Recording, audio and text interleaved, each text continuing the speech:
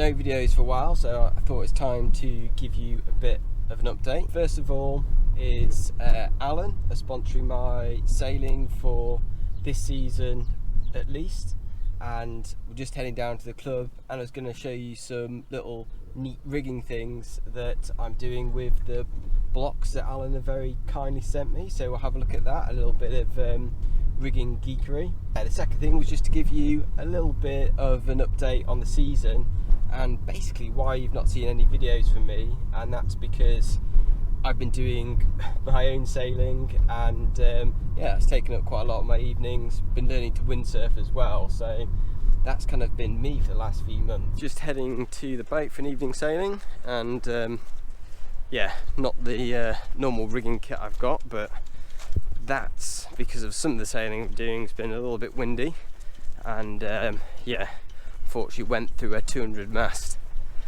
early on in the season, but been getting plenty out in the 800 as well. Done a couple of events, neither have gone particularly well. We had one where, apart from a port end flyer in the first race, we were very average, finished mid-fleet. Then last weekend we headed down to Torbay for summer championships, where we came second but actually sailed pretty averagely. I don't think we particularly deserved second, so yeah, but really looking forward to a bit more breeze and the national championships coming up. This was actually my favourite ever 200 mast, so yeah, really hurts to cut it up. Yeah, it's something I've been trying, but I've decided against it. So yeah, if anyone's got a good idea of what to do with 3 cut up RS200 mast sections, let me know. Right, onto the boat bimbling. One of the things we notice with the camber on the boom is how the boom can drop off the centre line even when the main sheet blocks are blocked out. This is because of the distance from the top of the bridle triangle to the boom and up to the clew. The old system is 13.5 centimetres from bridle to boom, so we're going to try and reduce that. First up, the forward block we're attaching with a soft shackle. This can rock forward, but what I'm showing here is just how we loop over into a figure of 8 the soft shackle attachment. The main thing though was using a bit of a lashing. I don't normally like lashing, a bit of a lashing snob, but using lashing just to really tighten up the loop around the boom for the rear block to make sure that's wedged up as high as possible. And the bottom block, that's just a 30mm tie polycarbonate with a little soft shackle for the becket. 9.5 now, so that's 4.5 centimetres better. So, bit of an exciting day in the Mozzy Sails household when we are fitting new kicker blocks. So, obviously for the top of the kicker cascade, the main block, which is going to be attached to the boom by this soft shackle, which is in progress. This is taking the complete load of the kicker forces, probably the highest load on the RS800. So I've gone for Alan's extreme high load.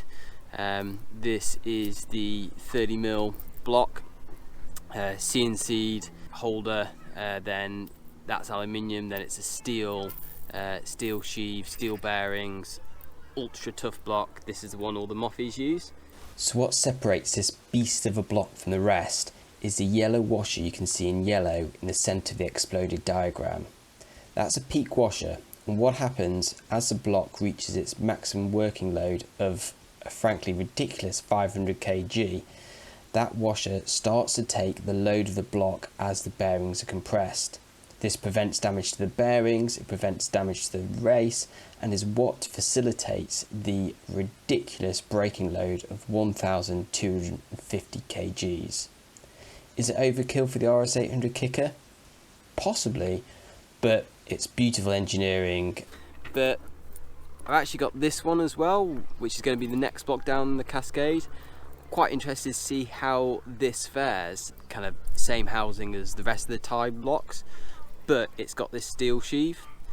So this steel sheave version has a maximum working load which is 3/5 that of the XHL block, but it's only a quarter of the price. So I think this is a really good value for money block for most like high load dinghy applications. First task though is to make a soft shackle for the top block in the cascade, which is going to go around the boom first of all, halfway through tying this this little diamond knot at the top, got my clove hitch, so just gonna go with these tails. It's round and up through the middle, and then with this one, round, up through the middle, and this now is my button knot forming. And see, that's nice neat little button knot there. One thing that's really important is to get this button knot bullet tight before you use it. And when you tighten these button knots, these diamond knots, you want to tighten them from both sides, working through the rope round the button to make sure it's dressed really nicely. I always use like a split soft shackle. Maybe it doesn't look as nice as the buried one, but actually I find they're probably slightly stronger because the load can distribute between the two legs evenly, whereas sometimes with the buried end doesn't end up holding the load as much, and it's easier to attach because obviously you've got plenty of rope to pull through. Sometimes if you've got the kind of covered option, you've not.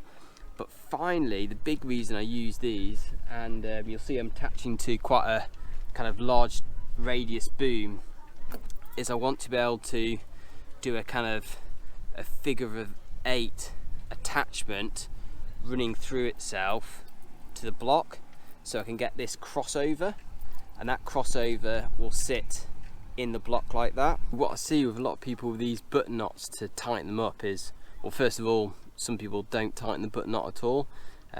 That's really bad because as it tightens, could collapse in on itself. I see some of the people pre-tighten them by just you know, doing the soft shackle up for the first time, and then stretching out the soft shackle. The problem is that's only tightening this button knot from one side. So what you want to do is tighten this knot by having enough spare ends after the button to tie a little loop. And then you've got your end, which obviously has already got the noose in, and you're gonna pull between these two, so a rope around that, and really stretch it out, get this button knot really tight, kind of peanutted up, so it's hard like a rock. So I've got my knot, tied it onto a loop here, got a Flying 15 launching trolley, which is pretty solid.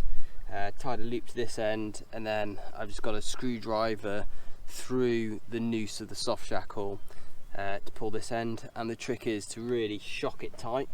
Now before you start peanutting up your diamond knot, you want to make sure it's all dressed really nicely, it's all symmetrical, because once you tighten this up, that's it.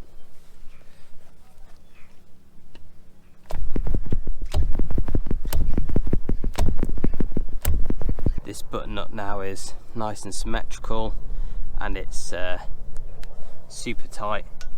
The dyneema I've used for this soft shackle is 4mm, right at the upper limit of what you can get through this block, but it's not so much speccing the rope for its break strength. I think most dyneema, certainly down to about 2.5mm, will probably take the loads on this kicker at the top.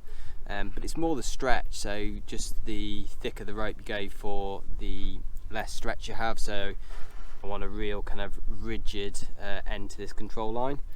But because of that, it's going to be a little bit difficult to thread around this block, so what I always do is get a bit of whipping twine, and then you can see it's right on the limit of what will go through here, but it does go through.